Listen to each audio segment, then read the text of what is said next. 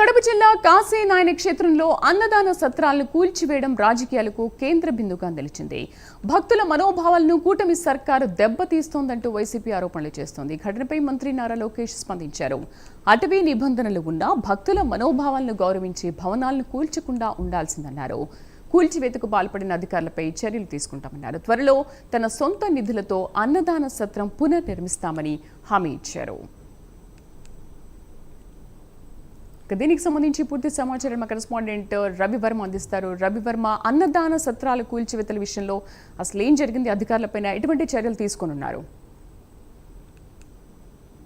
శ్రీదేవి, కడప జిల్లా బద్వేల్ నియోజకవర్గంలోని కాశీనాయన మండలంలో జ్యోతి క్షేత్రాలయం అతి పురాతనమైన క్షేత్రాలయం. ఆ క్షేత్రాలయానికి దాదాపు 30 సంవత్సరాలకు ముందు ఒక సాధువు ఆ క్షేత్రంలోని ఆలయానికి పూజలు చేస్తూ అక్కడ సత్రాన్ని ఏర్పాటు చేశారు. ఆ సత్రంలోని కాశీనాయన, ఆయన పేరే పెట్టారు, కాశీనాయన సత్రం అని అన్నదానం నిర్వహిస్తూ వస్తున్నారు. దాదాపు 3 దశాబ్దాలుగా అన్నదానం చేస్తూ అక్కడ భక్తులందరూ మన్నలను పొందుతూ వస్తున్నటువంటి ఈ అన్నదాన సత్రం ఒక్కసారిగా రాజకీయ ముఖచిత్రం అలుముకుంది. ప్రధానంగా అన్నదాన సత్రాన్ని ఉన్నపలంగా ఫారెస్ట్ అధికారులు కూల్చివేయడంతో ఈ సత్రం మీద రాజకీయ క్రీడలు పులుముకున్న సంఘటన చోటు చేసుకుంది.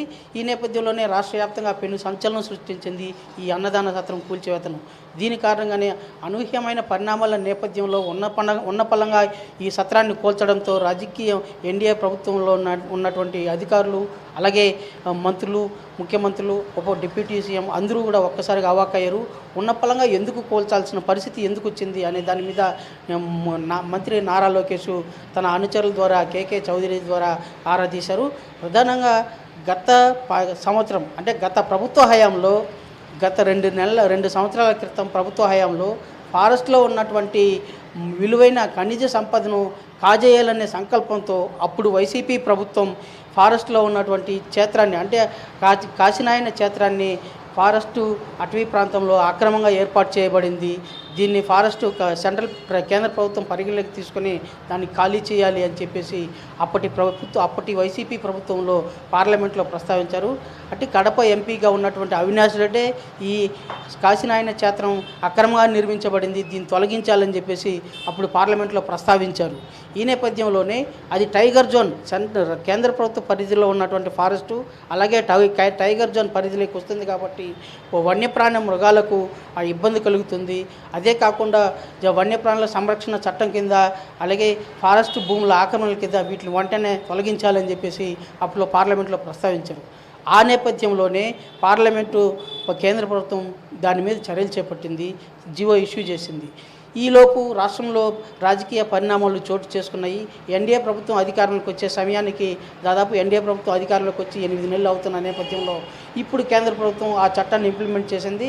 ఉన్నపల్లంగా ఫారెస్ట్ అధికారుల చేత సత్రాన్ని కూల్చేసేసారు. అంటే ఎలాంటి అనుమతులు లేకుండా, ప్రభుత్వ అనుమతులు లేకుండా సత్రం కట్టడం సత్రాన్ని ఆక్రమిత ప్రాంతంలో ఫారెస్ట్ అటవీ ప్రాంతంలో కట్టారని చెప్పేసి ఉద్దేశంతోనే అటవీ శాఖ అధికారులు ఉన్నపలంగా కూల్చేయడంతో ఒక్కసారిగా భక్తుల్లో తీవ్ర వ్యతిరేకత నెలకొనింది. భక్తుల మనోభావాలు దెబ్బతిన్నాయి. అంటే ఆలయ సంరక్షణార్థం, భక్తుల సౌకర్యార్థం ఏర్పాటు చేసినటువంటి అన్నదాన సత్రాన్ని కూల్చివేయటం ఏంటి అనేది ఒక్కసారిగా బగ్గుమనింది. భక్తుల మనోభావాలు దెబ్బతిన్నాయి. దీనిపై స్పందించినటువంటి డిప్యూటీ సీఎం అంటే అటవీ శాఖ మంత్రిగా ఉన్నటువంటి డిప్యూటీ సీఎం అయినటువంటి పవన్ కళ్యాణ్ స్పందించి దీని మీద వెంటనే చర్యలు చేపట్టాలి, ఎవరి అనుమతి లేకుండా, రాష్ట్ర ప్రభుత్వ అనుమతి లేకుండా వెంటనే తొలగించడం ఏంటి అని చెప్పేసి సీరియస్ అయ్యారు. ఆ మేరకు మంత్రి నారా లోకేష్ సైతం తన అనుచరుల చేత అన్నదాన సత్రాన్ని కూల్చివేయడం మీద ఆరా తీశారు. తీరా అప్పుడు గత ప్రభుత్వ హయాంలో పెట్టినటువంటి లెటర్ కారణంగానే ఇవాళ తొలగించారని చెప్పేసి బయటపడింది. అయితే ఇప్పుడున్నటువంటి వైసీపీ ఎంపీ అవినాష్ రెడ్డి రాజకీయ క్రీడలను పులుముకున్నారు. అంటే 10 మందికి అన్నం పెట్టేటువంటి సత్రాన్ని కోల్చడం ఏంటి, ఎన్డీఏ ప్రభుత్వ హయాంలో ఈ సత్రం కోల్చడం ఏంటి, వీళ్ళకి భక్తుల మనోభావం దెబ్బతీసేలా వ్యవహరిస్తున్నారు అనే విధంగా వ్యవహరిస్తూ ప్రస్తావించారు. అయితే దీని మీద వాస్తవాలు పరిగణలోకి తీసుకొని ప్రభుత్వం పూర్తి దర్యాప్తు చేసిన పిదప దీని వెనక మొత్తం రాజకీయ ధోరణి అవలంబిస్తూ రాజకీయంగా పబ్బం కట్టుకునే ఘటనలకు పాల్పడిందంతా కూడా వైసీపీనే అని చెప్పి బహిర్గతమైంది.